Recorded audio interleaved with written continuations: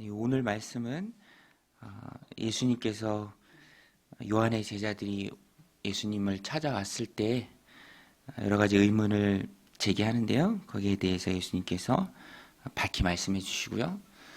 또 병든 자를 고치시고 죽었던, 오늘 본문에는 한 관리라고 나오는데요. 누가복음 8장에 의하면 회당장 야이로의 딸이죠. 죽었던 야이로의 딸도 살려내십니다. 그런데 오늘 본문의 핵심적인 주제는 우리가 믿음 생활을 할 때 각자가 다 가지고 있는 생각들이 있죠. 그런데 그 생각이 늘 옳은 것은 아닙니다. 편견, 또 고정관념, 혹은 지금까지 자기가 살았던 경험에서 나오는 그런 옳지 않은 생각들일 때도 많이 있죠. 그래서 예수님께서 그런 것들을 다 고쳐주십니다. 믿음이 있고요, 자기 생각이 있어요.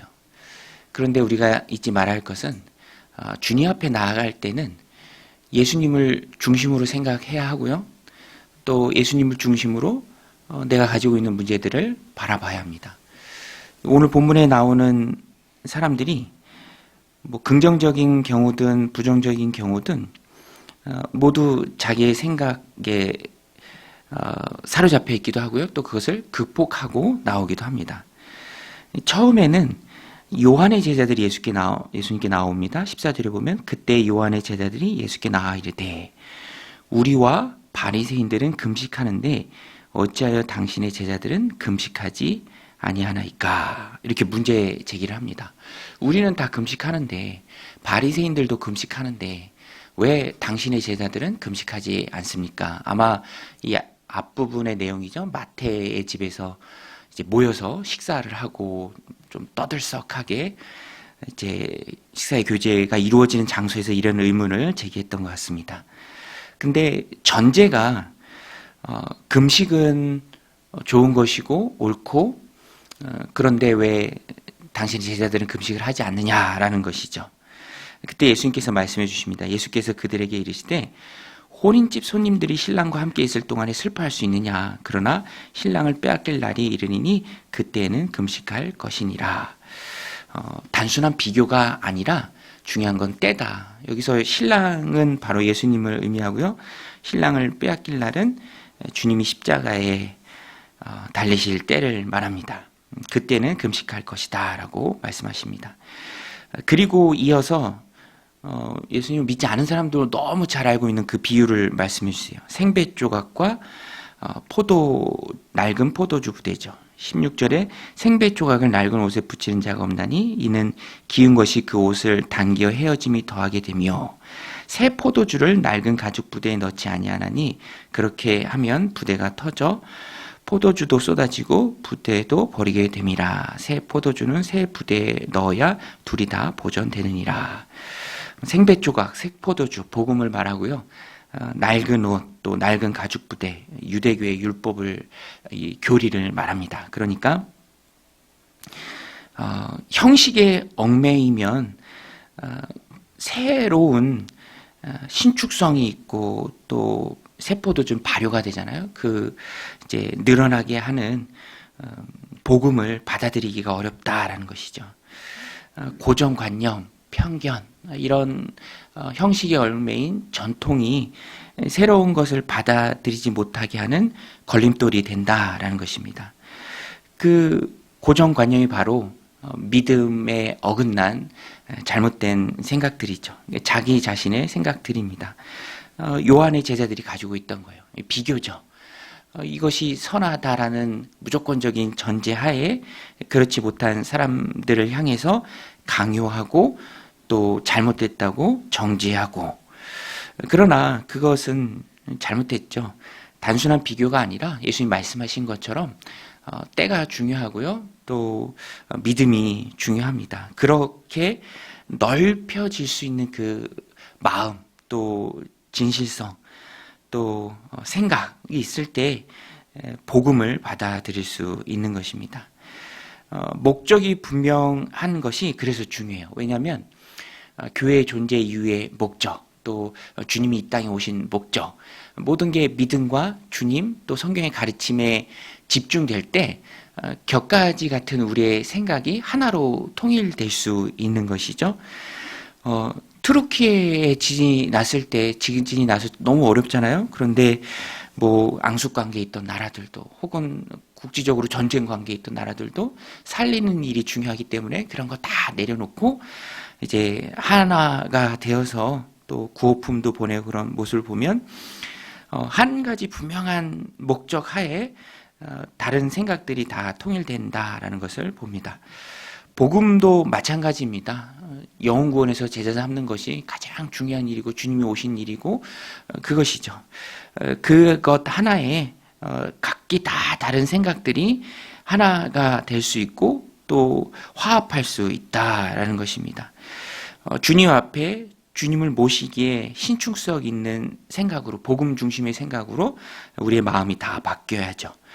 주님이 바뀔 수는 없습니다. 주님은 항상 그곳에 계시고요. 또 분명한 목적을 우리에게 주셨고요. 또 어제나 오늘이나 영원토록 동일하시고 한결같은 분입니다. 우리의 생각이 바뀌어야 되고 우리의 삶이 바뀌어야죠. 낡은 전통 형식주의에 얽매인 잘못된 고정관념들을 다 주님께 바꿔야 한다라는 것입니다. 뒷부분에는 그런 것들을 다 바꾼 사람들이 또 나옵니다. 야이로는 딸이 죽었지만 사건의 경위를 마태는 생략합니다. 이제 처음 찾아왔을 때는 위독한 상태였지만 죽지는 않았지만 이제 가시는 동안에 딸이 죽죠. 그래서 사건의 경위는 생략해서 이제 바로 이제 야이로가 말해요. 방금 죽었사오나 오셔서 그 몸에 손을 얹어 주소서 그러면 살겠나이다. 18절에서 야이로가 말합니다. 이것도 정말 놀라운 믿음이죠. 딸이 죽었지만 그래도 주님께서 오셔서 그 몸에 손을 얹어주시면 죽은 내 딸이라 할지라도 살아날 것입니다.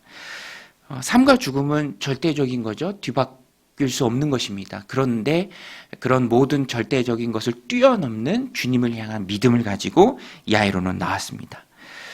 오늘 우리도 상황을 바라보지 말고 항상 주님 앞에 나올 때는 주님의 능력, 주님의 행하심, 나의 이해, 나의 생각의 계산들로 도출된 결과를 들고 나오는 것이 아니라 주님의 능력만 바라보고 나와야 합니다.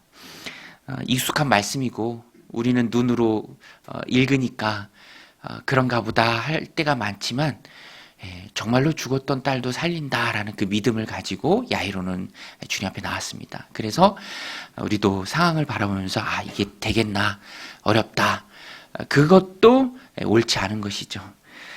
주님의 능력만 바라봐야 합니다. 나의 이해나 계산은 내려놓고 주님은 하실 수 있기 때문에 주님만 바라보고 나오는 모습이 중요하다라는 것입니다. 그래서 예수님께서 따라가십니다. 야이로를 따라가시죠. 그런데 그 사이에 삽입된 이야기가 하나 있죠. 12해 동안 혈루증 앓은 여인. 20절에 보면 12해 동안이나 혈루증으로 앓은 여자가 예수의 뒤로 와서 그 겉옷가를 만지니 이는 제 마음에 그 겉옷만 만져도 구원을 받겠다 함이라. 예수께서 돌이켜 그를 보시며 이르시되 딸아 안심하라 내 믿음이 너를 구원하였다 하시니 여자가 즉시 구원을 받으니라. 구원도 받고요. 마가복음 본문에 보면 평행 본문에 보면 치료도 받았습니다. 12해 혈루증 앓았던 그 병이 싹 그 즉시로 나았죠. 그런데 이 여인도 믿음을 가지고 나왔습니다. 지난날의 모든 자신의 어떤 지혜와 경험을 동원해서 치료받으려고 애썼어요. 많은 의사에게 몸을 보였고 또 가진 것을 다 썼고 그러면서 나은 것이 아니라 오히려 병이 더 중해졌죠. 그렇지만 여인은 믿음이 있었습니다. 다른 건 다 허비했고 더 악해졌고 누가 봐도 소망이 없는 상태였지만 그래도 내가 예수님께 나아가서 저 옷가를 만지기만 하면 내 병이 떠나갈 것이다 라는 그 믿음이 있었습니다. 그래서 주님께 나아왔고요. 노력과 또 열심을 다했지만 그래도 실패했지만 그래도 믿음을 가지고 주님 앞에 나왔을 때 치유받았습니다. 또 뒷부분에 20 23절로 26절도 예수님 말씀처럼 예수님의 능력으로 인해서 야이로의 딸이 살아나는 장면입니다. 우리가 주님 앞에 나올 때 믿음이 중요합니다. 주님은 믿음을 보시죠. 상황이 아니라 믿음이 중요하다라는 것입니다. 우리는 하나님 주신 삶을 살아갈 때, 신앙생활 할 때 비교의 길을 갈 수 있고요. 비교가 아니라 믿음의 길을 갈 수 있습니다. 오늘도 하나님 주신 삶을 살아갈 때 비교하는 것이 아니라 상황과 비교하고 또 사람을 비교하고 혹은 나와 누구를 비교하고 누가 나를 비교하면서 우월하거나 또 박탈감을 느끼는 것이 아니라 온전히 새로운 그 복음, 예수님의 믿음, 그것만 바라보고 우리가 받아들여야 합니다. 그때 믿음만 가지고 나아갈 때 내가 가진 모든 문제들이 해결된다라는 것입니다.